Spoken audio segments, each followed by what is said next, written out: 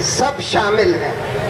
जितनी सत्ताधारी पार्टियां हैं करीब करीब सब शामिल हैं। जहां जहां हो सकता है तो अपने अपने आप एक एक करके लूटते हैं, पर जहां ऐसी व्यवस्था है कि मिलकर लूटना जरूरी है, अलग अलग लूटा नहीं जा सकता, तो हम देखते हैं कि एक दूसरे से मिलकर लूटते हैं। जिन राज्यों में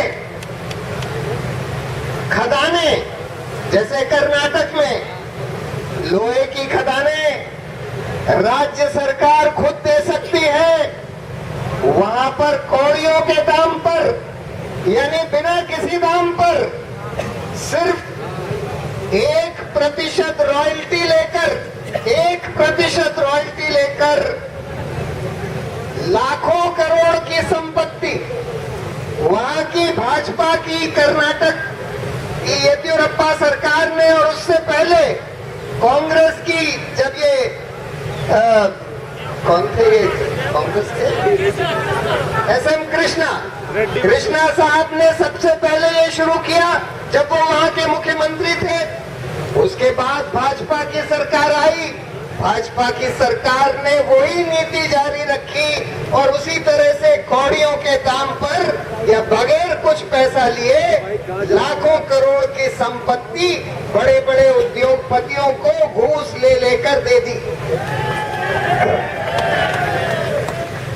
और ये सब नीति चलते हुए देश का एक तरफ तो सारा खजाना, देश का पैसा लुटता रहा, जो कि इस देश के नागरिकों की स्वास्थ्य सुविधाएं उपलब्ध कराने में, शिक्षा सुविधाएं उपलब्ध कराने में और सुविधाएं उपलब्ध कराने में इस्तेमाल किया जा सकता था। सबसे पहले तो वो पैसा लूटा गया।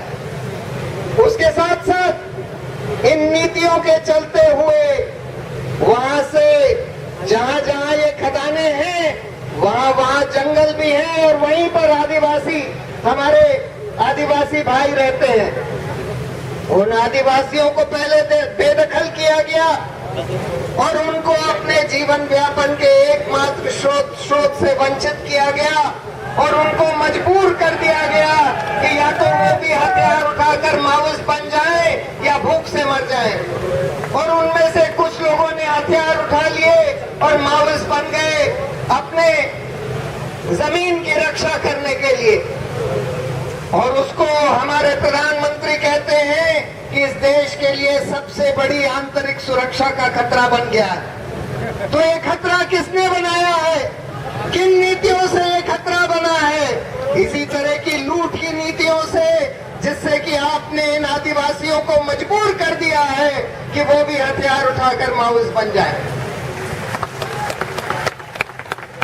दूसरी तरफ आपने वहां के जंगल साफ कर दिए, आपने वहां का पर्यावरण नष्ट कर दिया, आपने इस देश के जो खदान थी, जो प्राकृतिक संसाधन, इस तरह से बेइंतहा आपने लूट कर कंपनियों को दे दिए और खोद खोद कर निकाल कर दूसरे देशों में निर्यात कर दिए कि अगले हमारे बच्चों के लिए कुछ नहीं बचेगा।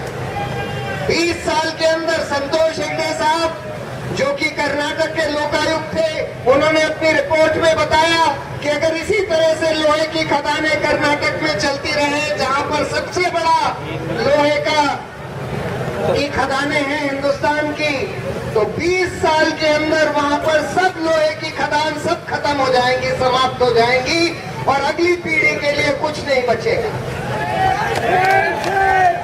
और साथ साथ आपने भ्रष्टाचार का ये आलम पैदा कर दिया कि उससे एक भ्रष्टाचारी माफिया इस देश में उत्पन्न हो गया, जैसे ये रेड्डी भाई वगैरह और या ये मंत्री वगैरह, जो जिनके पास इतना पैसा हो गया कि उस पैसे के बल पर पूरा की पूरा लोकतंत्र इस देश का उनकी मुट्ठी में आ गया और वो पूरे इस देश के लोकतंत्र के ऊपर हावी होकर बैठे हुए हैं।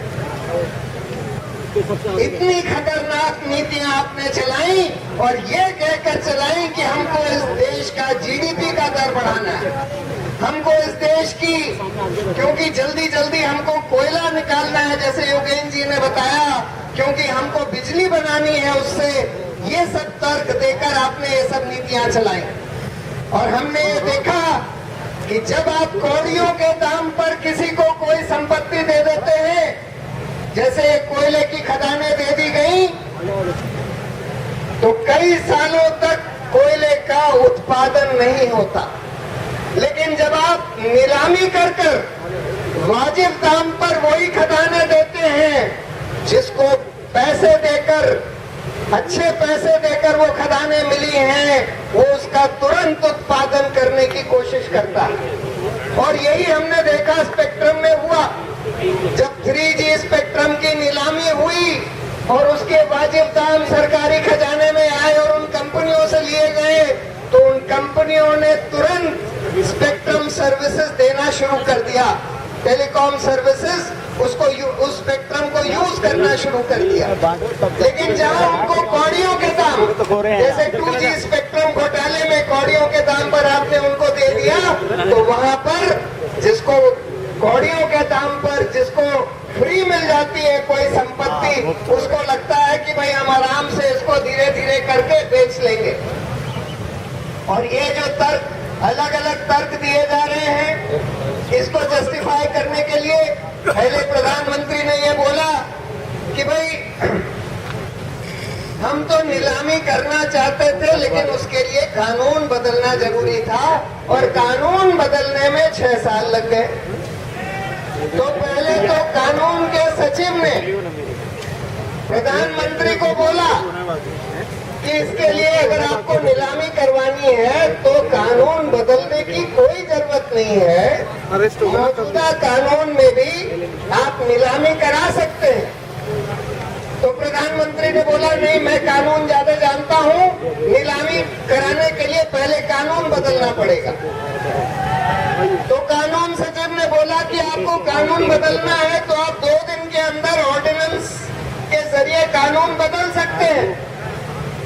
वैसे भी जब सरकार को कानून बदलने का मन होता है, उनकी मंशा होती है, अगर अपनी तनख्वाह बढ़ाने के लिए कानून बदलना है तो 2 दिन में वो कानून आ जाता है। लेकिन इस कानून के लिए उनको 6 साल लग गए। उन्होंने बोला कि नहीं, कानून बदला जाएगा, उसकी कोई जल्दी नहीं है, आराम से तब तक वही व्यवस्था चलती रहेगी। और वही व्यवस्था चलती रही, जिसको कि CAG ने बोला है कि बिना किसी पारदर्शिता के अपने चहेते लोगों को कोयले की खदानें, जिनका बाजारी दाम हजारों लाखों करोड़ था, आपने बिल्कुल कौड़ियों के दाम या बगैर किसी पैसे के उनको वो खदानें दे दी। अब तर्क ये दे रहे हैं, ये हमारे वित्त मंत्री चिदम्बरम साहब, उनका नया तर्क आया है कि अभी तो उन्होंने कोयला निकालना शुरू नहीं किया है, तो इसलिए सरकारी खजाने को कैसे नुकसान होगा। अरे आप किसी को देश की संपत्ति कौड़ियों के दाम में बेच देते हैं और कहते हैं कि सरकारी खजाने को कोई नुकसान नहीं हुआ, क्योंकि जिसको आपने बेची है कौड़ियों के दाम पर, उसने आगे नहीं बेचा, इसलिए आपको कोई नुकसान नहीं हुआ। देशवासियों को बिल्कुल मूर्ख समझते हैं, ये समझने लगे हैं कि कुछ भी कह दो सब चल जाएगा। 600 तो अब सवाल ये है कि इसमें क्या होना चाहिए। हम लोगों की मांग बड़ी सिंपल थी। पहली बात तो इन खदानों के लाइसेंस कैंसिल करिए, जैसे 2G स्पेक्ट्रम घोटाले में सुप्रीम कोर्ट ने आदेश दिया, और इनकी नीलामी करिए। और जब सरकार खुद कह रही है कि इसमें से अभी कोयला निकालने का काम शुरू नहीं हुआ है या बहुत कम हुआ है, तो इसको कैंसिल करने में कोई दिक्कत नहीं है। कैंसिल करके तुरंत उनकी नीलामी करिए। और आगे से फोटो लेके हम लोग तो खैर ये कहते हैं, हम लोगों का ये मानना है कि प्राकृतिक संसाधनों के ऊपर नियंत्रण सरकार का ही रहना चाहिए। लेकिन अगर आपको निजी कंपनियों को देना है तो कम से कम नीलामी करके तो दीजिए, जिससे कि जनता को उसका पैसा तो मिल सके। दूसरा, हम लोग ये कह रहे हैं कि इसमें जो घोटाला हुआ है उसकी स्वतंत्र जांच होनी चाहिए। सवाल ये है कि जांच कौन करेगा? प्रधानमंत्री कहते हैं कि हम सीबीआई से जांच करवा रहे हैं। अरे सीबीआई तो उन्हीं के नीचे है, सीबीआई उनकी कैसे जांच करेगी? हर सीबीआई अफसर का ट्रांसफर, पोस्टिंग, प्रमोशन, बर्खास्तगी सब सरकार के हाथ में है, प्रधानमंत्री और गृह मंत्री के हाथ में है। इसीलिए लोकपाल का मुद्दा उठा था, इसीलिए जन लोकपाल बिल तैयार किया गया था कि एक ऐसी स्वतंत्र संस्था, जांच संस्था बने इस देश में जो कि हर मंत्री की, हर सरकारी मुलाजिम की स्वतंत्र तरीके से जांच कर सके। भाइयों, उधर पीछे जो लोग हैं, मैं उनसे दरखास्त करता हूं कि आप उधर आराम से बैठ जाइए,